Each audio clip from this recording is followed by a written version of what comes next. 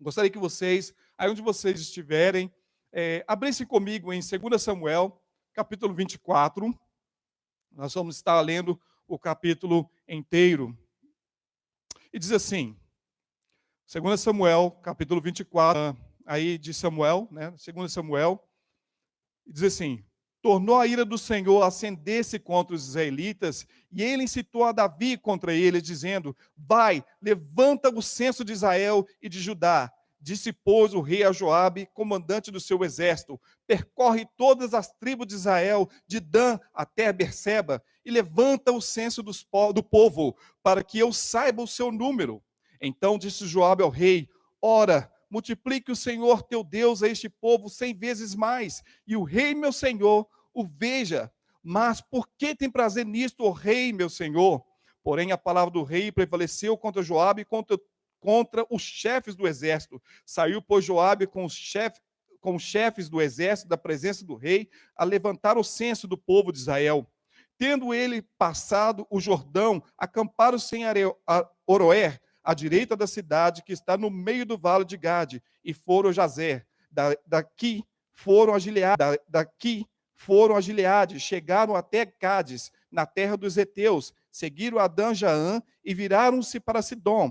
Chegaram à fortaleza de Tiro e a todas as cidades dos aveus, dos cananeus, de onde saíram para Neguebe de Judá e Berseba. Assim percorreram toda a terra, ao cabo de 9 meses e 20 dias, chegaram a Jerusalém. Deu Joabe ao rei o recenseamento do povo. Havia em Israel 800.000 homens de guerra que puxavam de espada, e em Judá eram 500.000.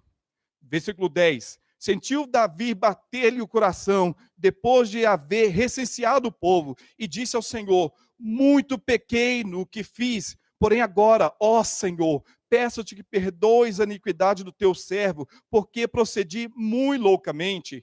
Ao levantar-se Davi pela manhã, veio a palavra do Senhor ao profeta Gade, vidente de Davi, dizendo: vai e diz a Davi, assim diz o Senhor, 3 coisas te ofereço, escolhe uma delas para que tá faça.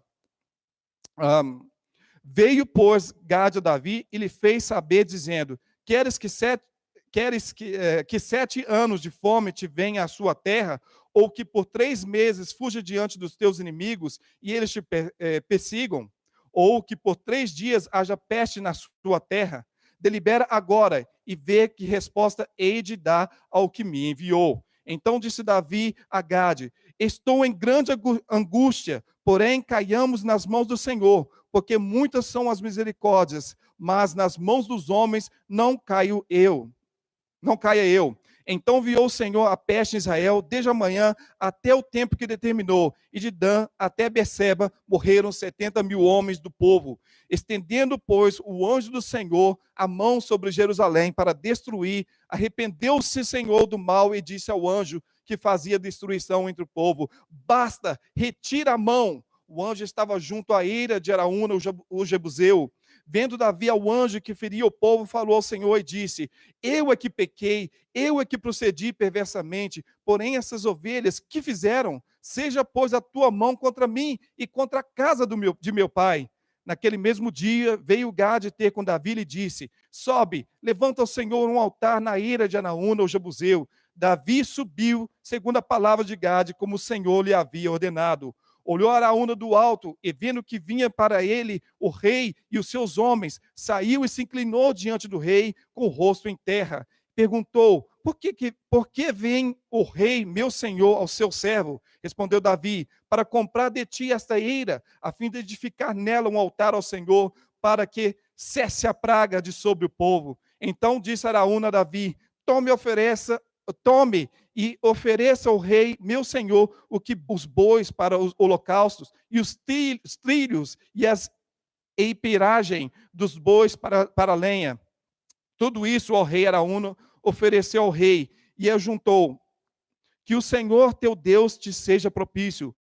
Porém o rei disse a Araúna: não, mas eu te comprarei pelo devido preço, porque não oferecerei ao Senhor, meu Deus, holocausto que não me custe nada. Assim Davi comprou a eira e pelos bois pagou 50 ciclos de prata. Edificou ali Davi ao Senhor um altar, apresentou holocaustos, ofertas pacíficas. Assim o Senhor se tornou favorável para com a terra e a praga cessou de sobre Israel. Essa é a palavra de Deus. Vamos orar mais uma vez. Senhor, meu Deus, abre os nossos corações para entendermos a Tua palavra, Senhor, e não somente sermos ouvintes, mas praticantes fiéis, ó Deus, da Tua palavra. Senhor, o momento que nós vivemos é um momento crítico, é um momento difícil, é um momento, ó Deus, que exige muito, ó Deus, da nossa fé cristã, Senhor. Deus, fala aos nossos corações, ministre as nossas vidas. Ó Deus, nos encorajem, ó Deus, nos encoraja, Senhor, em nossa caminhada aqui pela essa terra, Senhor. Nos vivifica, Senhor, nos traz, Senhor, um novo ânimo. No meio da tribulação, ó Deus, nos ajuda, Deus, a nos levantarmos, ó Deus, e guerrearmos, ó Deus, porque a nossa luta não é contra carne nem sangue, Senhor, mas é, ó Deus, contra as potestades desse mundo, Senhor. É contra o próprio Satanás, ó Deus, que veio para matar, roubar e destruir, Senhor. Mas o Senhor veio para nos dar vida e vida eterna, Senhor. Fale aos nossos corações, em nome de Jesus. Amém. Aqui, Davi, então, já está chegando ao final da sua vida. E aí, então, a Bíblia diz que, já no versículo 1, tornou a ira do Senhor acender-se contra os israelitas. Eu pus aqui como título: não existe redenção sem sacrifício. Para que houvesse a redenção do povo de Israel, Davi teve que fazer um sacrifício. A ira de Deus, ela é justa sobre o povo. A ira de Deus, ela é justa por quê? Porque o povo peca. A palavra de Deus diz que a alma que pecasse, essa alma também morreria. Então, para nós hoje estarmos vivos, para que nós hoje estivéssemos com saúde, para que hoje nós estivéssemos em bons termos, tudo isso é prova da misericórdia e da graça de Deus. Mas a ira de Deus, quando cai sobre o povo, ela é justa. Algumas circunstâncias que Deus então derramava a sua ira contra o povo, é quando o povo caía na idolatria. Como nós vemos em 1 Reis, capítulo 17, onde Elias profetiza 3 anos e 6 meses de fome, porque o povo se inclinou a Baal, conduzido pelo próprio rei Acabe, que por sua vez introduziu esse deus Baal através de sua esposa, de um povo pagão. Ou então, quando havia injustiça contra os mais pobres, contra os necessitados, então Deus descia do céu com a sua ira para consumir o povo, e o povo então se voltava para ele. Então Deus se utiliza de diversas circunstâncias ou propósitos para que possa nos moldar e nos trazer ao arrependimento. E nós sabemos que um desses instrumentos é o próprio diabo. Aqui, no versículo ainda 1, diz assim, que ele incitou a Davi contra eles, dizendo: vai e levanta o censo de Israel e de Judá. Algumas coisas muito estranhas acontecem nesse texto e que é muito difícil, muitas vezes, nós compreendermos. Mas aqui fala que Deus ordenou que Moisés contasse o povo. Então não tinha nada, nenhum problema para que fosse feito esse recenseamento. Mas por que Davi, então, pecou contra Deus? Vamos fazer aqui uma analogia simples. Você tem uma conta bancária, não sei quanto, talvez você já tenha aí os seus milhares de dólares, mas eu não sei quanto você tem na sua conta, mas ela é sua conta.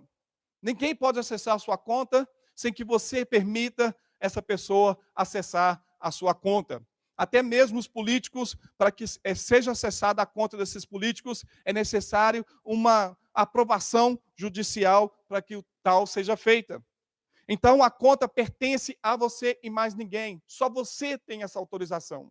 Da mesma forma, o povo pertence a Deus. Mas Davi toma essa postura de fazer um recenseamento do povo sem a devida permissão de Deus. Aqui, em Números 1:19 diz que Deus ordenou Moisés que contasse o povo. Mas aqui em 2 Samuel 24, nós não vemos a mesma coisa acontecendo. Deus não pediu para Davi fazer o recenseamento do povo. Deus não pediu que Davi contasse o povo. Mas a Bíblia diz que então Deus o incitou. Se nós formos para 1 Crônicas 21, nós vamos ver que ali a Bíblia fala que Satanás o incitou. E a gente vai falar um pouco mais sobre isso.